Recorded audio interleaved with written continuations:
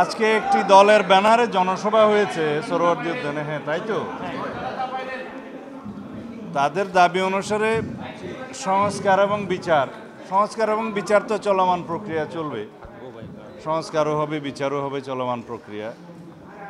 এখানে আর দুটো দাবি নিয়ে আপনারা যেটা প্রশ্ন করলেন যে পিআর পদ্ধতিতে নিম্ন কক্ষের অর্থাৎ জাতীয় সংসদের নির্বাচন তারা চায়, সেটা তাদের রাজনৈতিক অবস্থান থেকে, দলের অবস্থান থেকে চাইতেই পারে।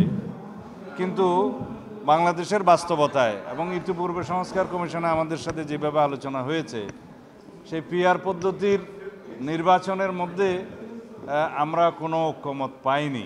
আর তাছাড়া বাংলাদেশে এই আনুপাতিক হারে নির্বাচনের জন্য কোনো ইতিহাস নাই এবং সংসদীয় রাজনীতি বা সংসদীয় নির্বাচনের ইতিহাস নাই। বাংলাদেশের রাজনৈতিক কালচারে সেটা একটা নতুন আইডিয়া, যার জন্য অনেক রকমের পরীক্ষা নিরীক্ষা পৃথিবীর বহু দেশে হয়েছে, সেটা কখনো দেখেছি আমরা আমাদের এই দেশের জন্য প্রযোজ্য নয়। এবং যেখানে যেখানে প্রযোজ্য আছে সেখানে অনেক জটিল অবস্থা। আনুপাতিক হারে নির্বাচনের ক্ষেত্রে কোনো সংসদীয় এলাকার ভোটারগণ জানবেন না যে কে তাদের এমপি হবে। তাছাড়া তাদের এমপিদের কাছে তারা যে যাবেন, তারা নির্ধারিত কোনো ব্যক্তিকে খুঁজে পাবেন না।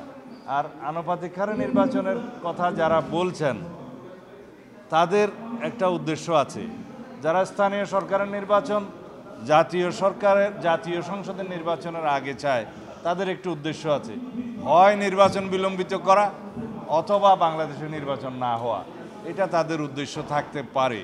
তবে আমরা বাংলাদেশের মানুষ ঐক্যবদ্ধ আছি। এদেশের সকল গণতন্ত্রকামী মানুষ সংগ্রাম করেছে স্থানীয় সরকার নির্বাচনের জন্য নয়, একটি সুষ্ঠু, নিরপেক্ষ, অবাধ ও জাতীয় সংসদ নির্বাচনের জন্যই আমরা দীর্ঘ 17 বছর সংগ্রাম করেছি।